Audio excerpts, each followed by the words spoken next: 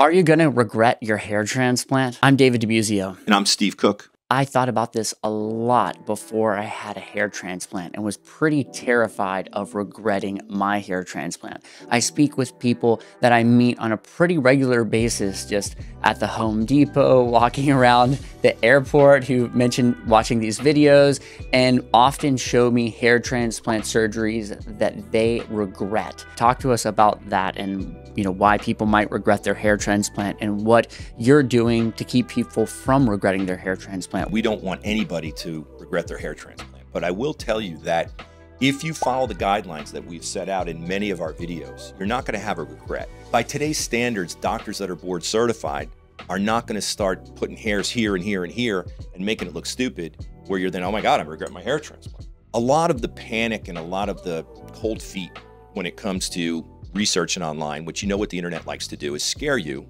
30 years ago, where plugs were put in the scalp and there was no hair left around it. So as the rest of the hair started to fall out and finasteride was non-existent, you were left with doll's hair. I'll name 3 actors that this happened to: William Shatner, Elton John, and Burt Reynolds. Okay, these guys had a lot of money back in the 70s that were already famous actors and entertainers, and they got hair plugs. Without the use of finasteride, they ran out of donor hair because the plugs were huge 4mm punches, like the backside of an eraser on a pencil, and they filled up their hairline. That was mainly the goal. And as their other hair faded, it started looking like a doll's head. That's a hair transplant to regret. By today's standard, are you going to regret your hair transplant? If you make the wrong decision, go to the wrong doctor, they take out too much hair, they take everything out of the back because they're trying to impress you, you pay a low price, you don't get any good care, you might regret your hair transplant. And there's some celebrities out there that are talking about the scars in the back of their heads, but I mean, these guys are shaving their heads.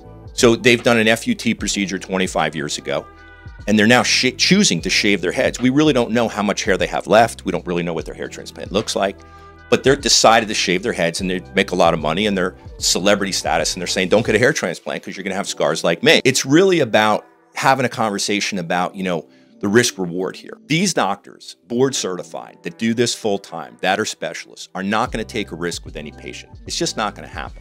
So if they see something that looks like it's risky, there's no way they're doing it. They're not even going to give you the option. So it's purely a matter of doing your homework. That's how you are not going to regret your hair transplant. You have to choose the wrong doctor, be pretty uneducated for a pretty long amount of time and not doing anything about it. So kind of what you mentioned, I think that's one of the biggest potential regrets, is someone that gets a hair transplant surgery, then gets off finasteride forever. Like me, I got off finasteride. I was off it for like 3 or 4 years after one of my hair transplants. And I did have some regression during that time. At least I had, 3 or 4 years to decide to make the right decision to get back on finasteride, got back on it, and now my hair looks better than ever. I mean, I had to get another surgery or 2 after that to get it back there. But, I've now recovered from that, and it wasn't an irrecoverable mistake. If you're making, the right decisions, and you're really not just shooting yourself in the foot or completely lacking education, then this isn't really something anyone should really regret at this point. Overseas hair transplants these days, it doesn't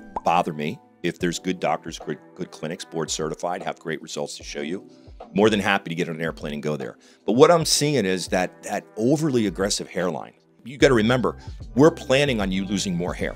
David's a little bit more aggressive than mine, but my hairline is kind of where you want to go, because what if you start losing hair and you need more hair to transplant? When these guys, and I see it, I'm sure it happens here too, so I'm not just picking on overseas transplants, but when they put that hairline so low, it literally looks to me almost like the hair systems that I used to wear when I was like 23 years old. And I loved it. It was great, okay, but I was 23 years old. I wasn't like 50 and I had a hairline like down here. You don't want to be aggressive. You can be aggressive maybe a second time around. That once you get your feet wet. The title of this video, are you going to regret your hair transplant? A low hairline on a first surgery, if you're not using the medication, you may regret it. If you have any more questions about this subject, you definitely want to check out the 10 reasons do not get a hair transplant video, because we cover this a little bit more in detail. It's right here.